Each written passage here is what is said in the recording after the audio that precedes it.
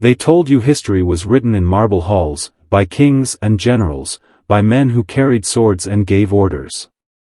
They never told you the truth, that empires were often ruled not on the battlefield, but in candlelit chambers where whispers mattered more than armies. The Ottoman harem was no palace of pleasure, it was a machine. A labyrinth where women were stripped of names, turned into instruments, and governed by rules so precise, so cruel, that even desire itself became a weapon of control. Tonight, you will hear what you were never meant to know.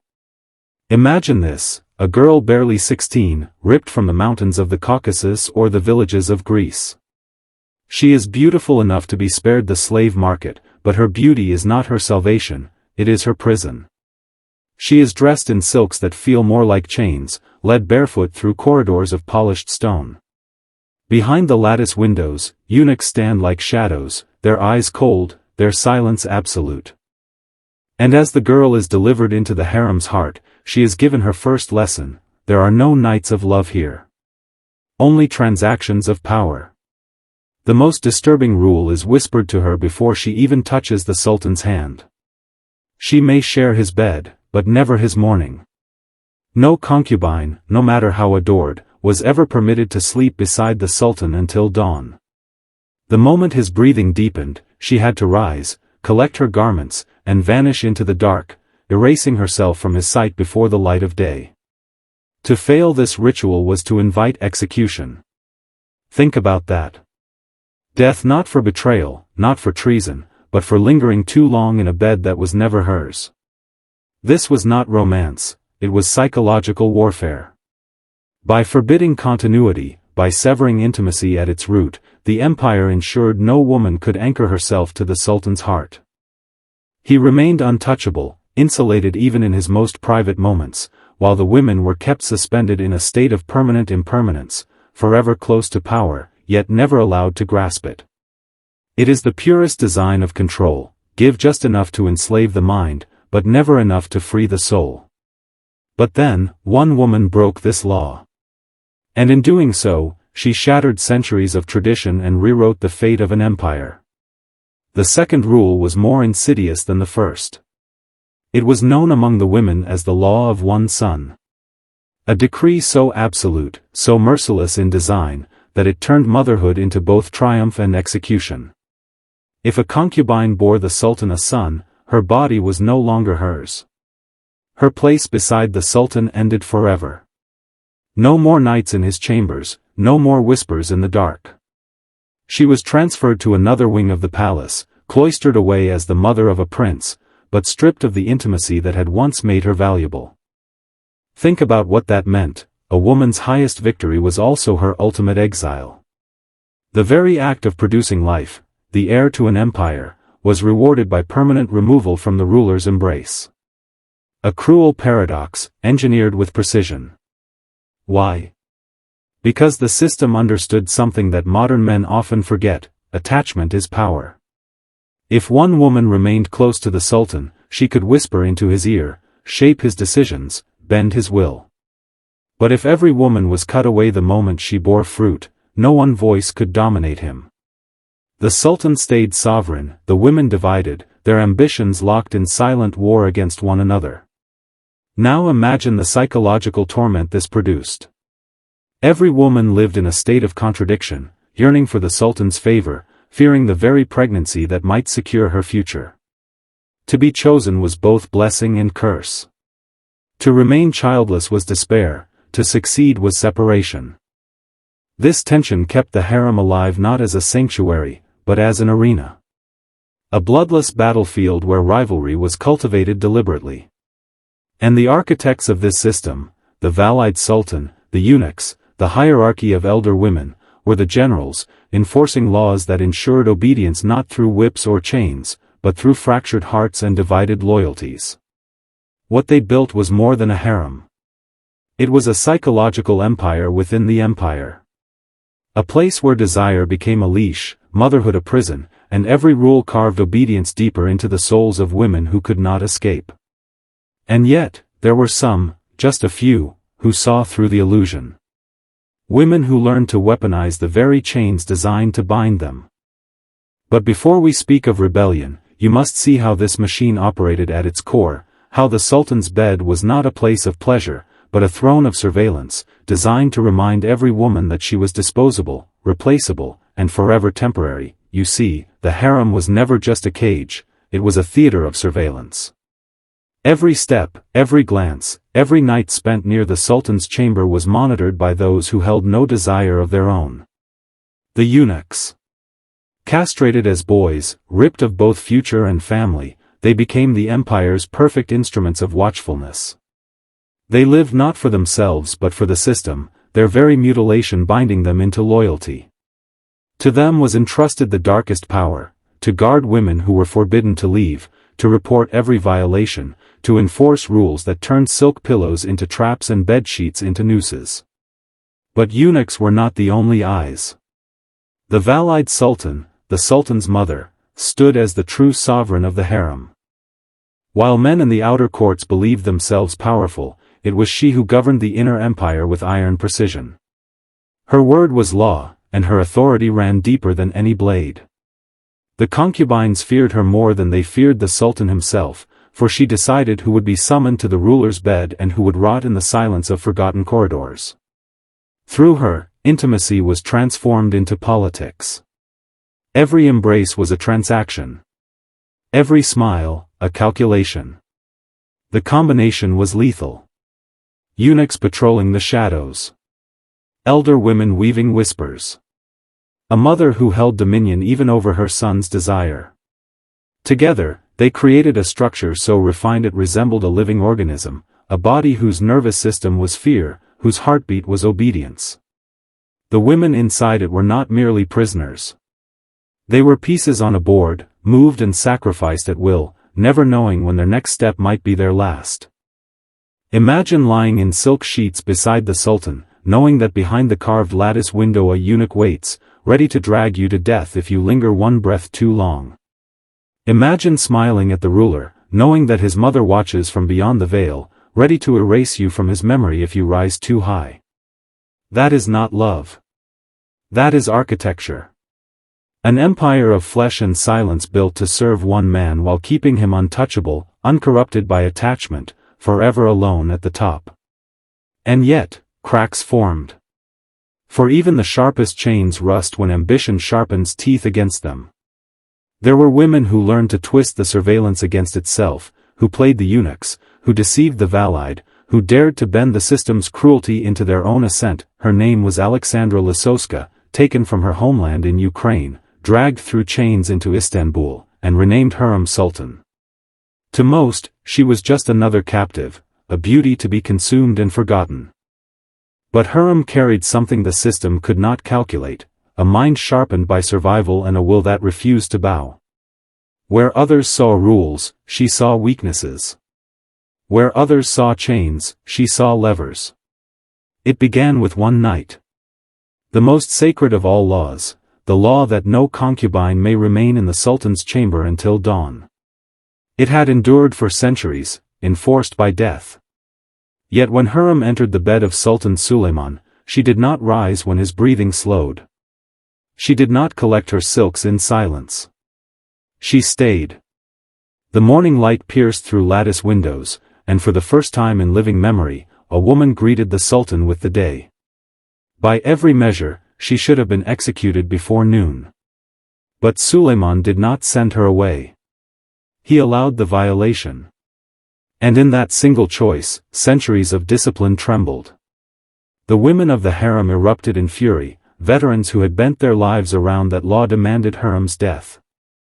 The Valide Sultan herself felt her authority slipping, for if one girl could defy the rule and live, then no rule was sacred.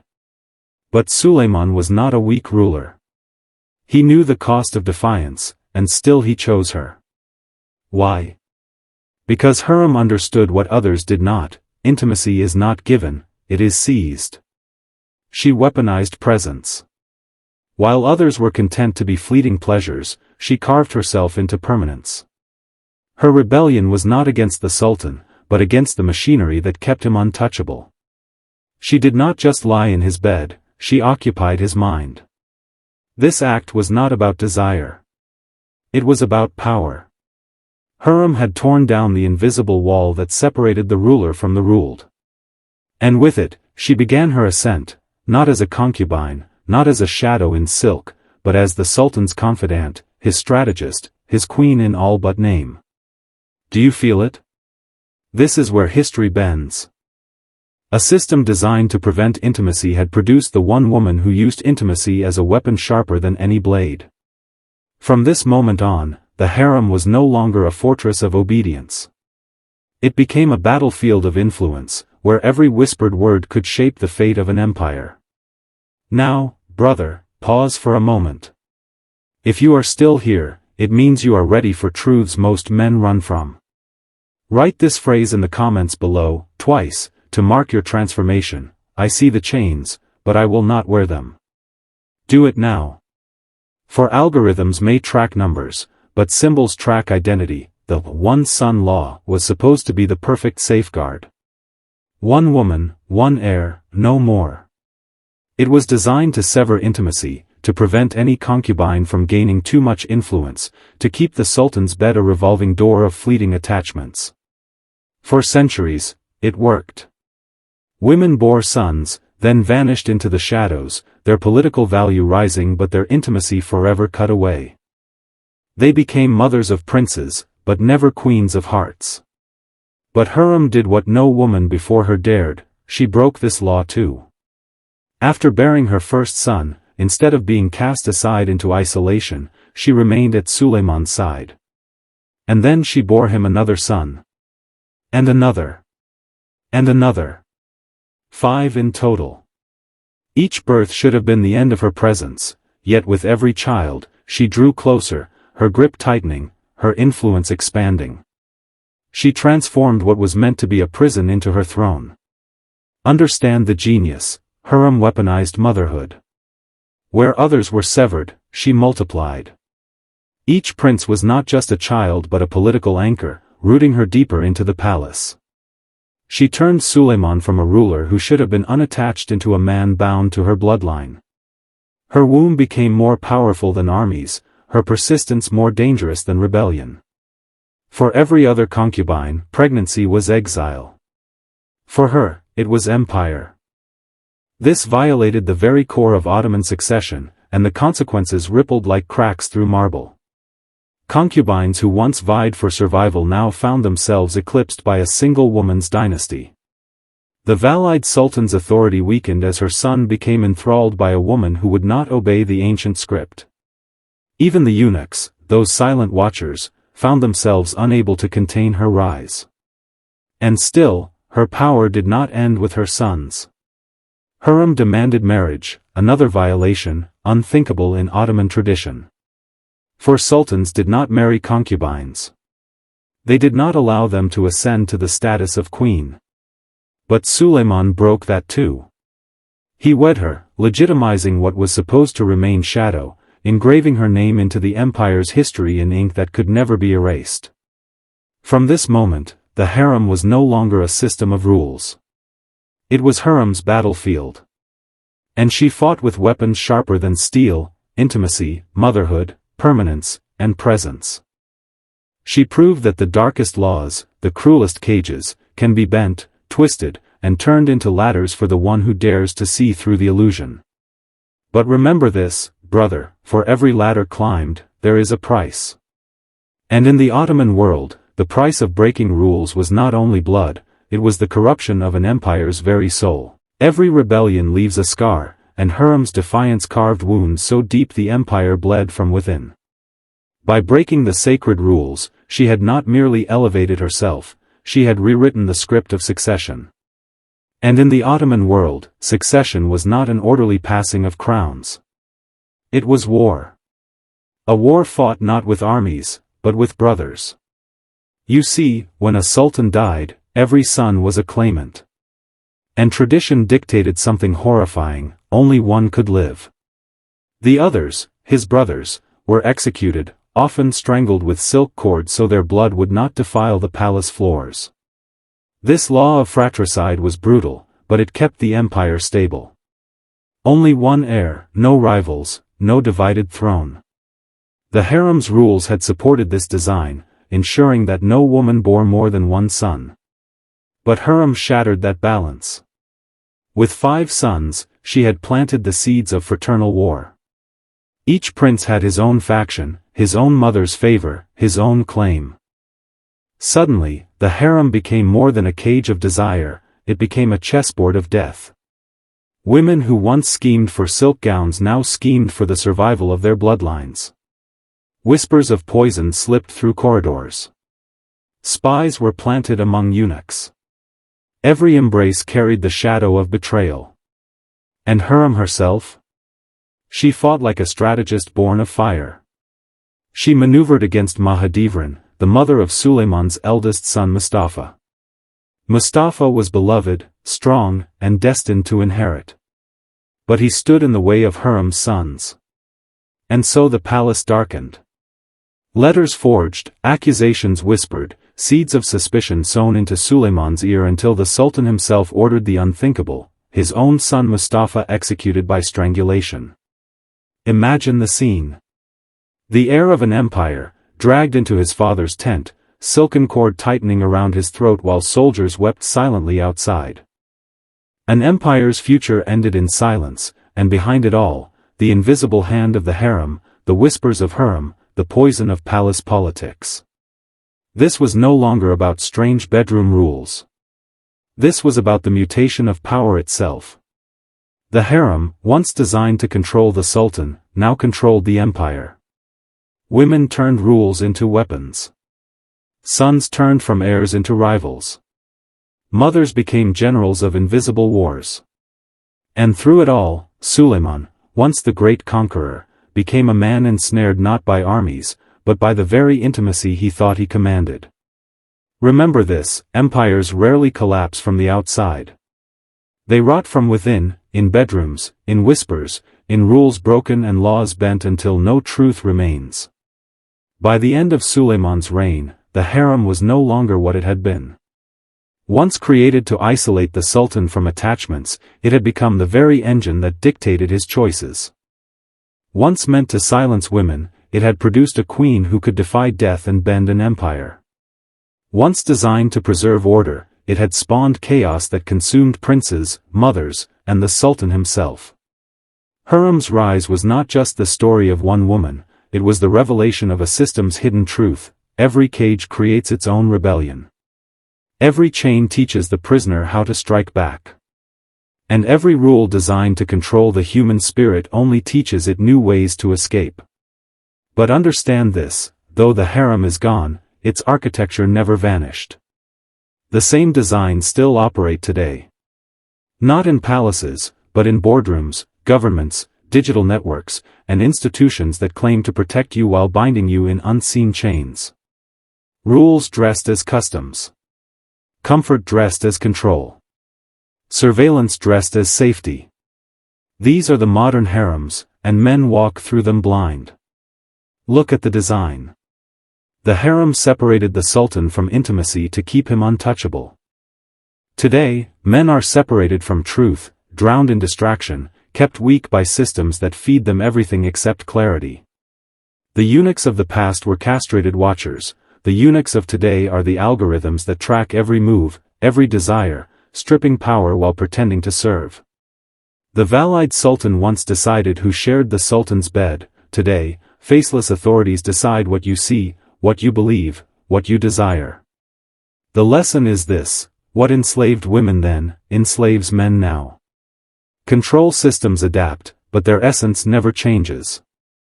They manipulate intimacy, fracture loyalty, and sever connection to keep you obedient. The harem was a microcosm, a hidden empire within the empire. And so too is every institution that pretends to serve you while feeding on your submission. So hear me clearly, history is not memory, it is warning. You must learn to see the hidden rules before they are carved into your life. Do not let desire be your leash. Do not let distraction be your prison. And above all, do not accept the chains they call protection. If you have listened this far, you are not ordinary. You are awake. Mark it in the comments now, twice, to lock it into yourself and into this brotherhood. I see the empire behind the curtain. Write it, own it, remember it. For the Ottoman harem was never just about women. It was about power, psychology, and control. And once you see how it worked then, you will never again fail to see how it works now.